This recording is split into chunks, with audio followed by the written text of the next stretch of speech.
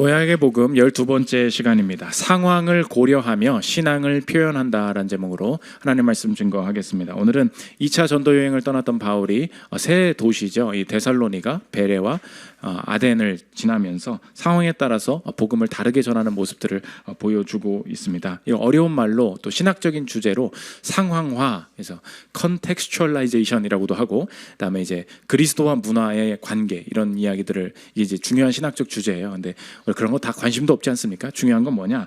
우리는 선교 안 하잖아요. 근데 오늘 이 본문이 우리에게 다가오게 보려면 하나님께서 우리의 인생에 여러 가지 상황을 주신다는 것입니다. 그런데 복음이라는 컨텐츠 하나, 나는 이 진정성이 있어, 하나님 믿어, 예수님을 구원자로 믿어, 이것만 믿는다고 해서 딱 들고서 세상에 나가고 삶을 살아보면 아무것도 먹히지 않을 거라는 거예요. 왜 그러냐? 내가 믿는 것은 진리가 맞는데 그 진리가 적용되는 방식 속에는 꼭 이 상황이 어떤 상황인가, 이걸 고려하여서 이 복음을 실행하고 복음을 전달하는 지혜로운 상황화가 이루어져야 되는데, 그 지혜가 없고 나는 이게 본질인 거 알아, 하나님만 있으면 돼, 예수님 믿어, 그리고 나서 살아보라는 거예요. 아무것도 되지 않는다. 그래서 상황이 무엇인지를 알고 상황화 시켜야, 그것을 지혜롭게 상황에 맞게 행동을 하면 그 복음이 전달되고 능력을 발휘할 수 있다. 그래서 우리의 삶에, 내가 바울처럼 지금 선교는 하고 있지 않지만 여러 도시를 돌아다녔던 것처럼 우리의 인생도 상황이 다르지 않습니까? 우리가 계절이라 그러죠. 봄, 여름, 가을, 겨울이 있잖아요. 인생의 나이가 변하지 않습니까? 우리 직급이 변하지 않습니까? 내가 이제 그 거주하는 환경이 바뀌지 않습니까? 내가 어렸지만 지금 이제 뭐 나이가 먹었잖아요. 내가 시간 많았지만 돈 버느라 바쁘잖아요. 여러 가지 상황들이 달라질 때 그것에 맞게 어떻게 신앙을 살아내는 것이 내가 열매 맺는 길인가, 상황에 맞게 열매 맺게 하시는 하나님께서 주시는 지혜가 무엇인지 살피는 시간 갖도록 하겠습니다. 세 가지로 나눠서 살피겠습니다. 첫째로 살필 것은 상황의 차이입니다. 바울이 먼저 데살로니가로 갑니다. 데살로니가 사람들은 어땠냐? 화를 많이 냈어요. 기질적으로 좀 드센 사람들이었습니다. 복음을 전하니까 받아들이는 사람들도 많이 있어요. 그런데 화내는 사람들은, 유대인들이 너무 화를 많이 내가지고 때려잡겠다고 다가오기 시작합니다. 그리고 이 예수를 믿는 그 자리에 있었던 야손이라는 사람도 있는데, 그 믿는 성도들까지 이렇게 함께 엮어가지고 관청에 신고하는 거예요. 얘네들 다른 왕이 있다고 말하는 사람들이에요. 이러다가 쿠데타 나겠어요. 빨리 미리 잡아가지고 미리 조치하는 게 좋을 것 같아요. 일을 크게 만드는 사람들이 그 상황 가운데 있었다는 것입니다. 6절 한번 보십시오. 발견하지 못하면 야손과 몇 형제들을 끌고 읍장들 앞에 가서 소리질러 이르되 천하를 어지럽게 하던 이 사람들이 여기도 이르매 야손이 그들을 맞아들였도다. 이 사람들이 다 가이사의 명을 거역하여 말하되 다른 임금 곧 예수라 하는 이가 있다 하더이다 하니 무리와 읍장들이 이 말을 듣고 소동하여, 읍장들은 로마 눈치 보는 사람들이었거든요. 그러니까 여기서 무슨 소동이 있다 그러면 너무 이렇게 힘든 거예요. 그러니까 그 사람들 미리미리 갔다가 죽이고 미리미리 갔다가 감옥 넣고 이렇게 해야 됩니다. 여기서 바울이 복음을 데살로니가에 전했습니다. 반응이 무엇입니까? 굉장히 난폭함이에요. 여기 가만히 있으면 야손도 위험하고 바울도 위험하고 서로가 힘들어져요. 그러니까 야손이 뭐라 그러냐? 보석금 내고 풀어주면서 아우 여기 잠깐 조금 다른 데 가 계시는 게 좋을 것 같아요. 서로 이야기를 했겠죠. 그러니까 바울이 데살로니가에서 복음 전하다가 이 상황에 맞게 결정한 것은 무엇입니까? 일단 철수. 그거죠. 일단 철수했다는 거예요. 아니야, 나 복음만 있으면 돼, 이러지 않았다는 거예요. 내가 복음을 전했는데 안 듣더라. 그리고 오히려 죽이려고 달려들더라. 생각을 해본 거죠. 내가 지금 죽는 게 맞나? 아닌 것 같은 거예요. 빠져야 될 것, 조금 이따 죽어야 될 것 같은 거예요. 그럼 어떻게 해요? 도망가야지. 그래서 밤에 다른 도시로 갔다는 것입니다. 상황에 따라 일했죠. 그러다가 다음에 간 게 뭐냐? 오늘 두 번째, 베레아예요. 내 콘텐츠는 하나도 안 변했어. 가서 똑같이 전했거든요. 근데 이 사람들은 너무 잘 듣는 거야. 이게 무슨 차이냐는 거예요. 일부러 누가가 이 두 사람들, 이 두 그 도시의 다른 사람들을 비교합니다. 11절 보십시오. 베레아에 있는 사람들은 데살로니가에 있는 사람들보다 비교하죠. 더 너그러워서 간절한 마음으로 말씀을 받고 이것이 그러한가 하여 날마다 성경을 상고하므로 그 중에 믿는 사람이 많고 또 헬라의 귀부인과 남자가 적지 아니하나.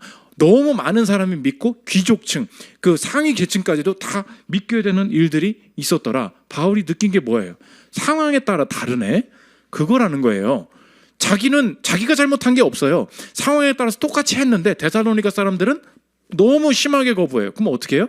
상황에 따라서 해야지. 도망갔어요. 베레아는 어때요? 너무 친절해. 그러면 더 가르쳐 주고, 하나님께서 우리의 인생을 어떻게 이끌어 가시느냐, 내 인생의 변화되는 상황에 맞게 그것에 따라서 어떻게 이 복음대로 살아낼 것인가, 상황을 꼭 고려해야 된다. 오늘 그것을 보여주고 있는데, 정리하면 제목과 같다는 것입니다. 상황을 고려하며 신앙을 표현해야 한다는 거예요. 내가 가진 진리가 있습니다. 여러분 몇 살이에요? 내가 지금 직급이 뭡니까? 내가 지금 사장입니까? 내가 지금 말단 사원입니까? 가정에서 어떤 역할이에요? 아들이에요? 딸이에요? 아빠입니까? 엄마입니까? 내가 그 상황이 어떤 상황인지를 같이 봐야, 아, 이 신앙이 지금 이 타이밍에는 이렇게 표현되어야 되겠구나, 상황에 따라서 다른 결과를 만들어낼 수 있다는 것입니다. 교회에서 초중고 아이들을 키우시는 분들을 제가 청년 때부터 많이 만나지 않습니까? 그러면 제가 이제 청년 되고 나서 그때 그 초딩이었던 애, 그때 중딩이었던 애 지금 어떻게 사나 그 소식을 들을 때가 참 많이 있어요. 그런데 교회 키울 때 정말 부모 교회 같이 다니면서 헌신하고 이렇게 하는 사람이 있고, 어떤 청소년들 보면 행방불명이에요. 주일만 되면 어디에 있는지 부모가 아직도 몰라. 그러면서 초중고까지는 같이 다녔는데 어쩌다가 애가 이렇게 됐는지, 그런 분들 되게 많이 만나게 됩니다. 근데 제가 공통점을 발견했어요. 자녀를 어떻게 키우냐? 자녀를 키울 때 모든 부모들은 처음에 진정성으로 다 가득 차 있습니다. 진정성이 뭐예요? 내가 예수 나중에 믿고 보니까 신앙이 제일 중요한 걸 안 거예요. 그래서 내 자녀만큼은 때 묻지 않게 정말 신앙 안에서 바르게 키워봐야지 해가지고 정말 예배 같이 드리고, 그 교회 가정 예배 드리고 큐티하고 이렇게 열심히 키운다는 것입니다. 그런데 문제는 뭐냐? 진정성이 상황이랑 안 맞아. 왜냐? 나는 내 자녀 이렇게 키우고 정말 진심이에요. 주님만이 전부예요. 근데 상황을 보니까 애가 보니까 아직 복음을 몰라요. 그리고 뭔 소리인지 못 알아듣고 있어. 그렇지 않습니까? 대부분의 아이들이 정말 알고 주님을 좋아하고 그러면 좋겠는데, 그렇지 않은 사람들도 있잖아요. 근데 이제 그거는 무시. 아무튼간 나는 너를 그렇게 만들 거야 해가지고 막 예배 드리고 딴짓 못하게 하고, 교회 오면 예배 끝나자마자 가지고 빨리 더 기도하고 빨리 책 펴, 이제 막 공부하고 아무것도 못하게 막 놀아. 그러다가 이제 교회 오면 또 그런 사람들 있지 않습니까? 부모가 보면 알잖아요. 저 형은 피해야 돼. 그리고 저 누나랑만 놀아. 저 언니만 만나야 돼. 그래가지고 다 보이지 않습니까? 그러면 다 정리해가지고 막 그 애들 일부러 데려와. 이 자매 일로 와보라고. 내 얘 좀 잘 부탁한다고 막 연결해주고, 막 얘랑 막 공부 좀 가르쳐주라고 막 다 해요. 엄마가 너무 세밀하게 챙기잖아요. 그럼 이제 저는 느꼈어요. 얘는 진짜 교회 잘 다니겠다. 부모가 교육시킬 줄 아네. 그렇게 생각을 했거든요, 청년 때. 그러다가 이 친구가 고2, 고3 됐습니다. 청년부 가자마자 교회 떠났어요. 뭐라는지 아십니까? 엄마, 이제 내가 결정해요. 왜 안 다니는지 알아요? 이 엄마가 충격을 받은 거예요. 왜 그러죠? 질문입니다. 누가 이 자녀가 교회 못 오게 했을까요? 1번, 그 나쁜 형. 2번, 그 나쁜 언니. 과연 그랬을까요? 걔가 뭐 이상한 거 가르쳐줘서 교회 못 오게 했을까요? 아니에요. 내가 이 교회 오면 내 신앙이 사라지는 거예요. 엄마가 하란 대로, 아빠가 하란 대로 끝까지 보면 뒤통수에 엄마가 날 쳐다보고 있다는 게 다 보여. 난 분명히 지금 이 전도사님이랑 이 형이랑 놀고 있는데 엄마가 지금 아빠가 뭐하고 있는지 다 보여. 이게 너무 점점 이게 짜증이 나는 거예요. 그러다가 부모는 꿈이 뭐냐? 온 가족이 한 교회 다니는 거. 아들이 피하고 싶은 건 뭐냐? 제발 엄마랑은 같은 교회 안 다니는 거. 그것만 아니면 된다는 거예요. 그래서 대학교 졸업하자마자 여기서는 깽판 치다가 딴 교회 갔는데 청년부 회장하는 애 봤어요. 이상하죠? 아니 그 교회에서 하지. 이 찾아보니까 누가 떠나게 한 거예요? 부모가 떠나게 한 거예요. 뭐가 잘못된 겁니까? 그 부모가 가지고 있던 게 뭐예요? 진정성이에요. 진정성인데 뭘 몰랐어요? 상황을 고려하지를 않은 거예요. 그래서 얘를 장기적으로 승리하게 만들려면 지혜가 필요하거든요. 그럼 어떡합니까? 적절한 자유와 책임을 줘야 돼요. 예배 한번 딱 같이 드리고 마치 엄마는 안 보고 있는 것처럼 멀리서 몰래 봐야 돼. 너한테 관심을 안 갖는 것처럼 던져놔요. 그러면은 막 얘가 친한 사람이 생겨야 되거든요. 얘가 목사님을 좋아해야 되고 얘가 그 형 언니랑 막 친해지면은 예수님은 일단 모르겠는데 아무튼 좋아. 그렇게 한단 말이에요. 교회에서도 너무 진정성 가진 분이 있어요. 선교단체도 들어오기만 하면은 대학교 때 2년 동안은 여자친구 사귀는 거 금지라는 거야. 그래가지고 저희 교회 교육자분은 그 중에 한 분은 탈퇴를 하셨습니다. 여자친구를 못 사귀게 한다길래. 그리고 나서 목사가 됐죠. 이런 거라니까. 얘를 왜 놓쳐? 그 선교단체 이름은 CCC입니다. 선교단 뭐 진정성이 중요하대. 이런 거 하면 안 된대. 그런데 사람이 그렇습니까? 아니에요. 어떤 사람은요 여친 사귀러 오고요, 어떤 사람은요 남친 사귀러 와요. 그런데 그게 전부냐? 이러면 안 되지. 맞아요. 거기까지 가야 됩니다. 그렇게 되는 사람도 있죠. 그런데 장기적인 승리를 위해서는요 상황을 고려해야 된다는 거예요. 오늘 바울이 데살로니가 이 버르장머리 없는 내 말 들어, 예수라 이렇게 했어요? 아니죠. 죽이려고 달려드니까 어때요? 내 지금 죽으면 안 되는데 피하는 거예요. 상황이에요. 그래서 결론이 뭐냐? 진정성만으로는 안 된다는 거예요. 그 진정성이 무엇과 연결되어야 됩니까?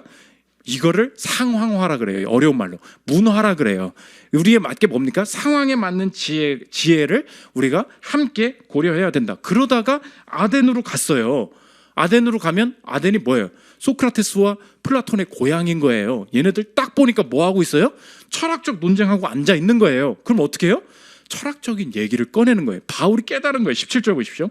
회당에서는 유대인과 경건한 사람들과 또 장터에서는 날마다 만나는 사람들과 변론하니 어떤 에피크로스 스토아 철학자들과 바울과 쟁론할세 어떤 사람은 이르되 이 말쟁이가 무슨 말을 하고자 하느냐 하고 어떤 사람은 이르되 이방신을 전하는 사람인가 보다 하니 이는 바울이 예수와 부활을 전하기 때문이더라. 이 사람들이 좋아했던 건 뭐냐? 철학적 논쟁. 지금 봐요.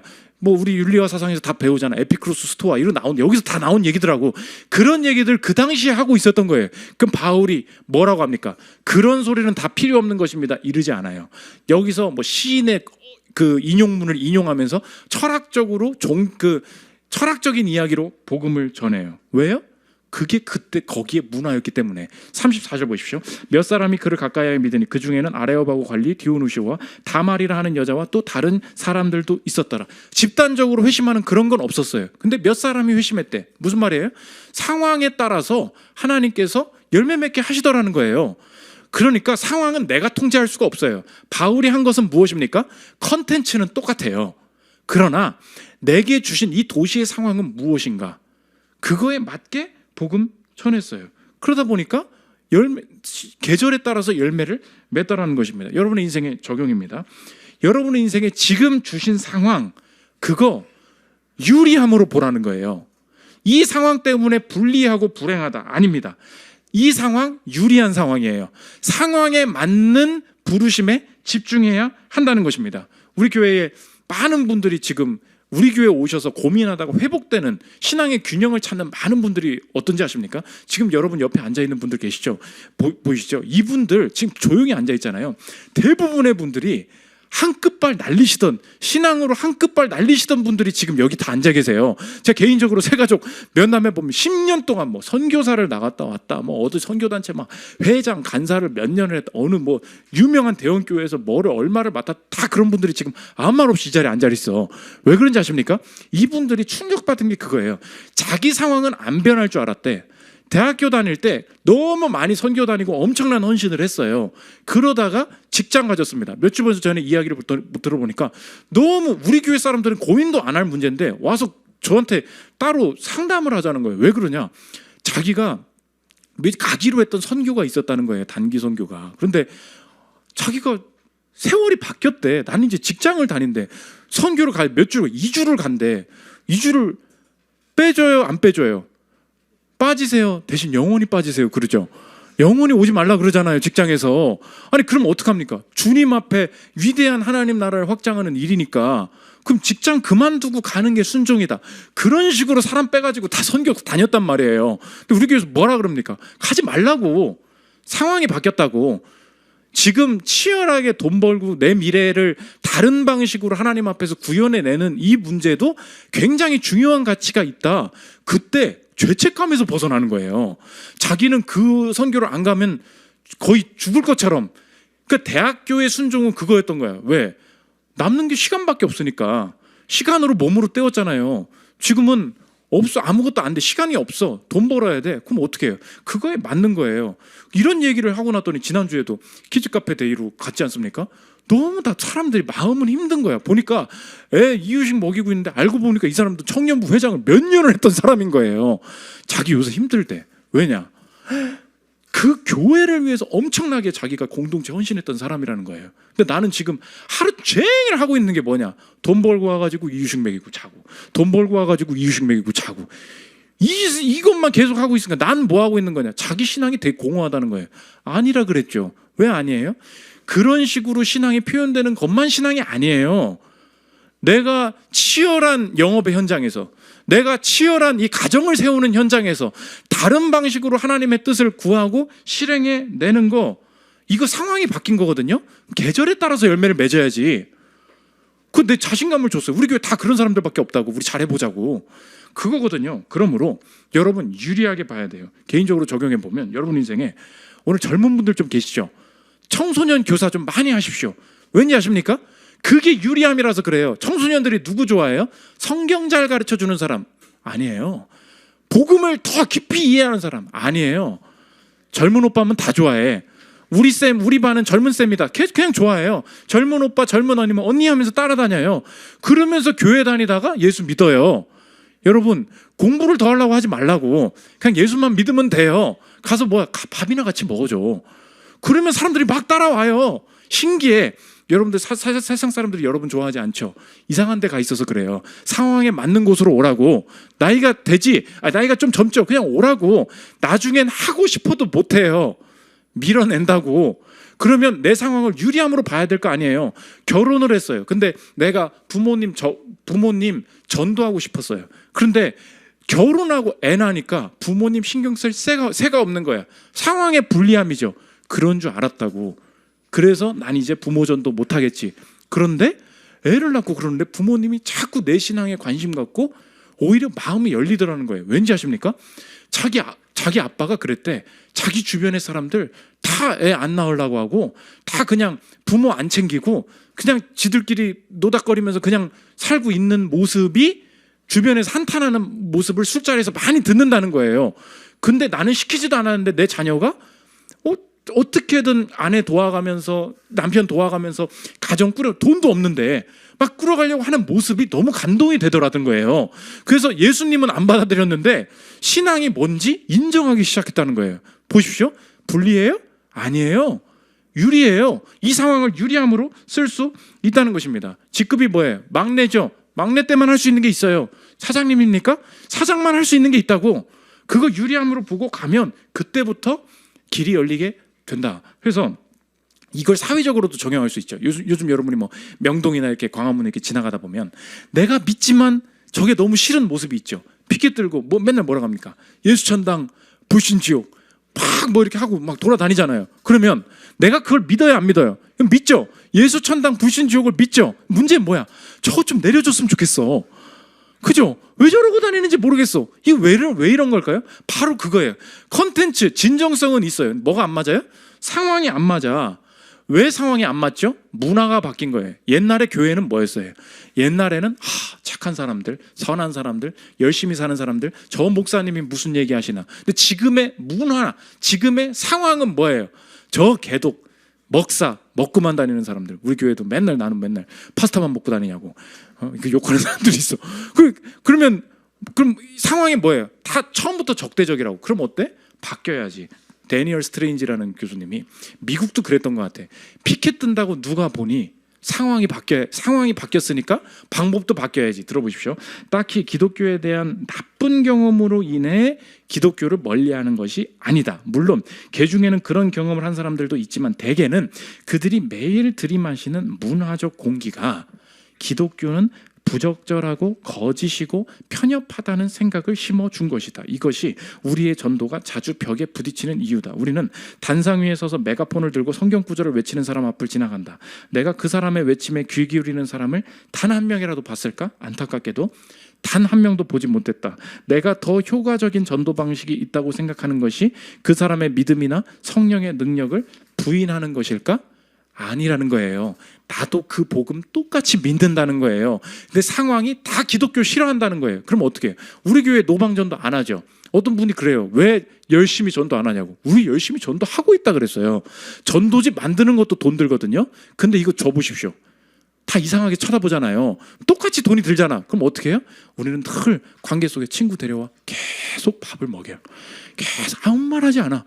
왔니? 밥 먹고. 이 시대에 어떤 사람들이 나를 환대하면서 나한테 커피 사주고 밥 사주는 사람이 어디 있습니까? 언제 영업 따려고 할 때나 맨날 좋은 거 사주지. 그렇죠? 내가 좋은 걸 카드를 가지고 있어야 나를 환대하는 시대잖아요.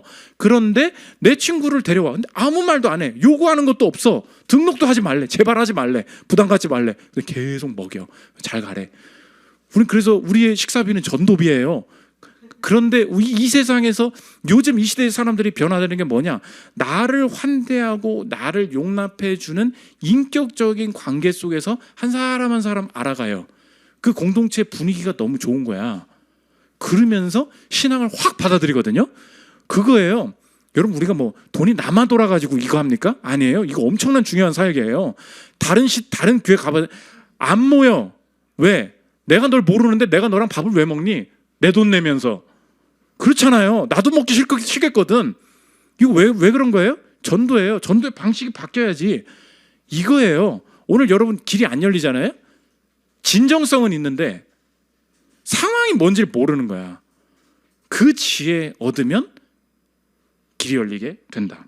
두 번째, 상황이 다르다는 거 알았어. 어떻게 대응해야 될까? 대응의 차이인데 하나님이 언제나 이 두 단계를 거치게 하신다는 거. 첫째로 그 안에 푹 들어가게 하세요.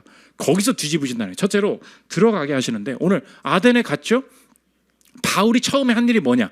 이 사람들은 도대체가 어떻게 사는 사람들인가? 쭉 들어가 보니까 와, 뭐 이런 신상도 세워놓고 별짓 다 하네. 이 속에 이 우상과 얘네들이 사는 방식을 다 이해하게 하셨다는 것입니다. 22절부터 보십시오.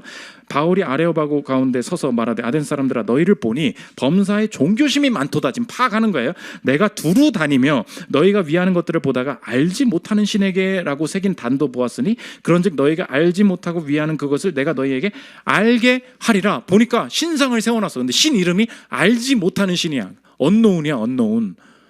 뭐 이런 짓을 하고 있냐? 얘네들을 보니까 얘네들은 뭘 원하고 무엇을 추구하는지 그 업계에 그 필드에서 추구하는 게 뭔지가 처음에 보이게 하신다는 것입니다. 우리에게 적용하면 무엇입니까?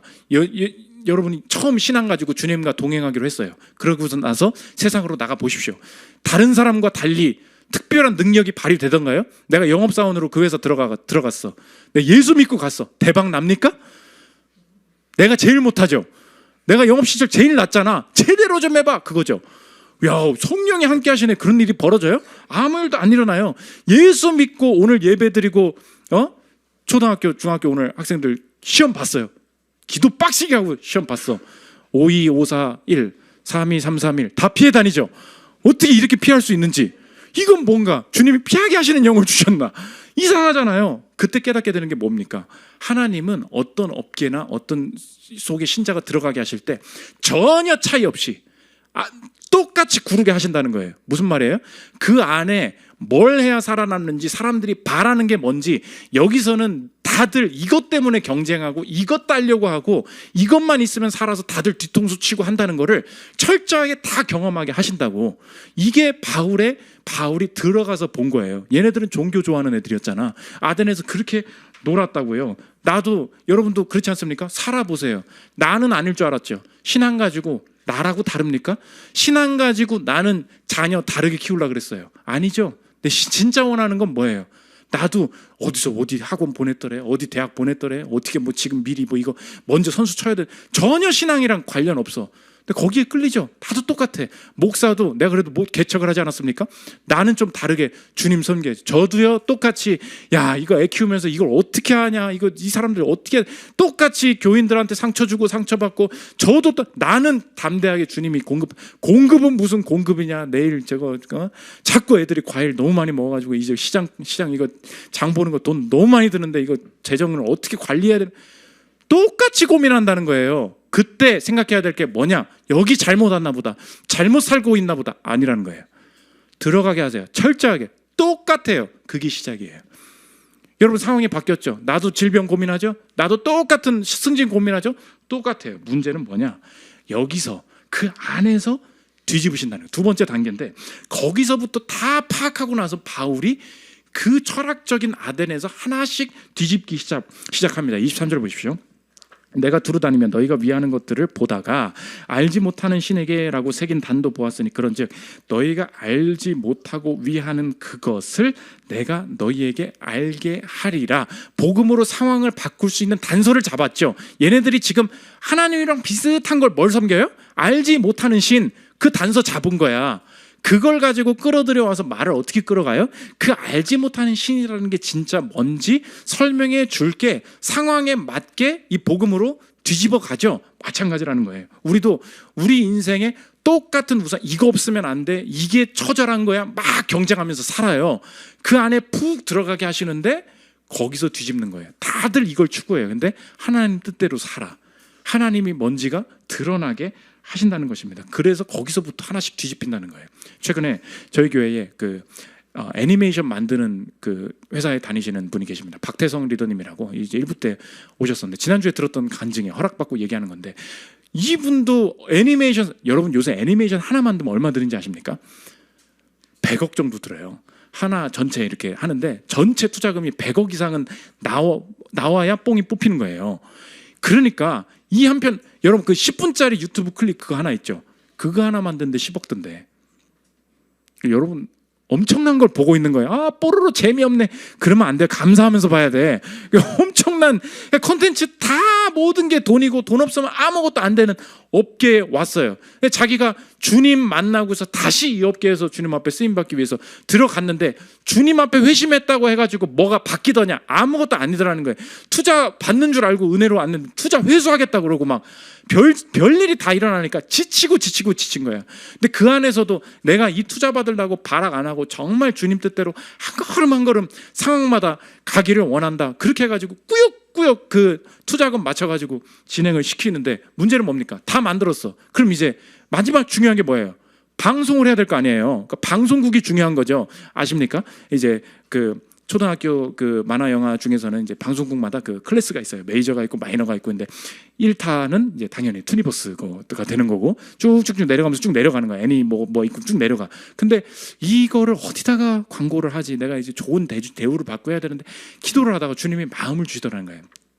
재능 TV라고 재능 그 TV가 있어요. 거기 애니메이션 거기 하는 거에서 여기다가 해봐야 되겠다 하고 좀 마음을 쑥 주셔서 가지고 있는데 이상하게 그날 오후에 전화해야지. 근데 오전에 재능에서 전화가 오더라는 거예요.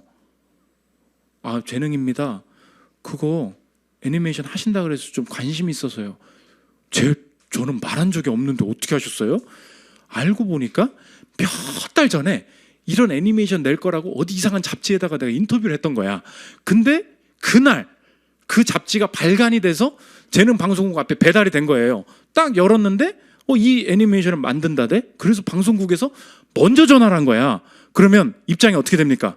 내가 더 우월해지는 거죠. 그러니까 내가 방송해주세요 이 구걸이라고. 근데 이상하게 재능에서 먼저 연락이 온 거예요. 근데 가장 프라임 타임에 저녁 먹고 6시부터 8시까지가 가장 프라임 타임이래요.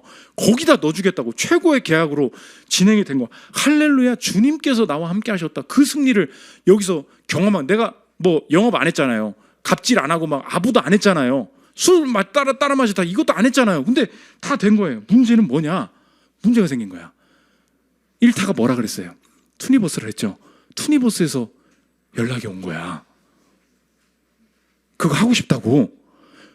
그럼 여러분 어떡합니까? 재능이랑 하려고 계약 다 지금 세팅해놨다고, 하기로 했다고. 여러분같이 싸가지와 매너가 없는 분들은 어떻게 해야 되냐? 미안, 나 투니버스야. 그러고서 바로 끊어버렸겠죠. 근데 하나님이 뭔가 하나님의 뜻대로 하기를 원하시는 거예요. 그래서 미안한데 재능에서 먼저 하기로 했어요. 그래요? 어느 타임으로 하기로 했는데 프라임 타임으로 하기로 했어. 근데 여기는 좀 안 좋은 시간이었나 봐. 그래서 여기서 프라임 타임에 준다고 하는데 어떻게 해야지? 그래요? 잠깐만 기다려봐요. 근데 투니버스 다시 전화 온 거야. 우리도 6시에 넣어줄게. 그렇게 한 거예요. 왜냐? 아십니까? 여기 지금 초딩 많이 있으니까 신비 아파트라고 알죠? 투니버스에서 미는 자기들이 만드는 컨텐츠 중에 제일 잘 나가는 게 신비 아파트야. 근데 사정이 어려워서 앞으로 신비 아파트 못 만든대. 거기다 하나를 넣어야 돼. 딱 그 상황이 생긴 거예요. 그럼 여러분 생각해 보십시오. 여기는 안 좋은 시간이었어. 재능은 좋은 시간이었고. 근데 투니버스에서 좋은 시간이래. 여러분 어떻게 할까요? 미안합니다, 땡큐. 그러면서 I'm sorry but I can 해야 되잖아요. 그러니까 이 업계에서 통하는 룰은 뭡니까? 좋은 방송국 자리를 차지하기 위해서 갑질하고 아부하고 뒤통수 치면서 경쟁하는 게 이 업계잖아요. 그 업계에 푹 묵히게 하셨다고. 그런데 끝까지 못할 것 같다고 한 거예요. 투니버스 못할 것 같다. 왜냐? 여기서 최고의 대우를 먼저 하기로 했으니까 이게 하나님의 뜻상 맞는 것 같다. 기적이 일어난 거예요. 재능의 맨 꼭대기 위에 계셨던 어떤 그 회장님께서 우연히 앉아서 TV를 틀다가 자기네 채널 애니를 본 거야. 근데 마음에 들지 않는 장면이 하나 딱 나온 거예요. 갑자기 저 밑에 말단 계열사 대표한테 전화를 한 거야. 저기 애니메이션이 왜 이래? 당분간 애니메이션 사지 마. 그래서 재능에서 다시 전화가 온 거야. 너무 죄송한데 저희 못할 것 같아요. 예, 괜찮아요. 그래서 나오게 된 게 뭐냐? 투니버스의 카비온이에요. 이제 나와. 좀 있으면. 지금 간접 PPL 아닙니다. 그냥 이제 우리 교회 간증이니까 얘기해 주는 거지. 보십시오. 업계는 어때요? 야, 누가 뒤통수 치나? 누가 더 뒤에서 찔러주나? 들어가게 하신다니까요? 나도 별 볼 일 없어. 나도 똑같은 놈이야. 근데 거기서 주님 붙들 때 어떻게 돼요? 상황에 맞게 뒤집혀요. 투니버스 그 담당자가 믿는 사람이었대요. 뭐라는지 아세요? 하나님이 해결해 주셨네요. 그 영광이에요. 아무것도 설명이 안 돼. 이 사람이 뭘 잘했다고? 이 재능 때문에 계속 좋아졌죠, 조건이. 딱 해놓고서 내가 뒤통수 치지 않았죠? 이걸 딱 보더니 듣는 사람도 뭐래요? 하나님이 해결해 주셨네요. 이거라는 거예요. 이게 상황에 맞게 우리의 믿음과 하나님의 살아계심을 드러내는 방법이 될 수 있다는 것입니다. 마지막 세 번째, 결과의 차이입니다. 우리가 같은 곳에 들어가요. 근데 상황은 매번 바뀌어요. 모든 어떤 상황에 있을 때마다 하나님의 뜻대로 행할 때 거기에 승리가 있고 하나님의 선한 뜻이 드러날 것이라는 것을 우리가 어떻게 확신할 수 있느냐? 예수 그리스도께서 이 땅에 오셔서 우리의 인생에 어떤 상황에 참여하셨는가, 그걸 보면 된다는 것입니다. 우리의 인생의 마지막 싸움이 무엇입니까? 십자가에서 예수님한테 이렇게 얘기합니다. 마태복음 27장 40절 보십시오. 이르되 성전을 헐고 사흘에 짓는 자여, 내가 만일 하나님의 아들이어든 자기를 구원하고 십자가에서 내려오라 하여. 이 마지막에 요구한 게 뭐예요? 너 그 죽음 안에 들어갔네? 죽음의 상황이 펼쳐졌네? 생명을 끄집어내봐. 그리고 자기를 증명해봐. 지금 그 얘기죠. 생명과 자기 증명의 자리라고요. 예수님께서 우리 대신 그 자리에 가셨다고. 그런데 여기서 이 속에 들어가셔서 예수님께서 뒤집으신 방법은 무엇입니까? 십자가에서 죽는 거죠. 죽었는데 뒤집었죠. 자기가 자기 힘으로 스스로 증명하려고 안 하고 하나님이 인간의 이 죄된 상황에 들어오게 하셔서 그 상황 속에 들어가게 하셨어요. 근데 하나님 뜻대로 죽었더니 완전히 살아나게 되었다. 그러므로 내 인생의 어떤 상황에서도 이제 한 가지 확신이 생기는데, 예수님은 내 삶의 어떤 분이시냐? 내 삶의 가장 최악의 상황에 참여하신 분이십니다. 어떤 상황에 참여하셨어요? 죽음이라는 상황에 참여하셨죠. 죽음이라는 상황에 내 대신 참여하셔서 어떻게 뒤집으셨습니까? 죽음이 생명되도록, 죽음이 부활되도록 참여하신 그분의 권세를 내가 믿고 오늘 그 권세가 내 삶에도 유효함을 믿으십니까? 그러면 그 믿음 가지고 있을 때 내 삶이 아예 다르게 보이는 거예요. 지금까지는 왜 이 상황에 두는지가 불만이었어요. 왜 저 사람은 연봉을 많이 받는데 나는 적게 받고, 저 사람은 건강한데 나는 병이 들었고, 왜 잘 나가는데 안 나가고, 왜 결혼했는데 못했고, 이게 다 뭐예요? 환경이 바뀌어야 되는 줄 알았어요. 그런데 이제 환경이 저주가 아니구나. 모든 상황 속에서 하나님께서 지혜 주신다는 거예요. 죽음에서도 뒤집으셨다면 오늘 내게 처하게 하시는 이 상황, 그냥 주님만 믿어요가 아니라 상황에 맞게 지혜롭게, 하나님 이 상황에서는 이 자녀 어떻게 해야 될까요? 하나님 이때는 어떻게 대응하기를 원하세요? 주님께 묻고 지혜롭게 행하면 죽음도 뒤집으셨던 그 예수의 권세가 여전히 내 안에 있기에 그때 주님 의지에서 결정했던 그 결정이 내 인생의 모든 환경을 뒤집는 결과로 역전되리라. 이 확신이 우리 안에 가능할 수 있다는 것입니다. 오늘 모든 상황 속에서 진정성만 가질 게 아니라 뭐 원하시지? 이때 어떻게 말해야 되지? 순간순간 주님 지혜를 구함으로 우리의 죽음에 참여하신 예수의 권세를 우리의 삶 속에서도 경험하는 저와 여러분들 되시기를 기도합니다. 우리 찬양하고 기도하는 시간 갖도록 하겠습니다.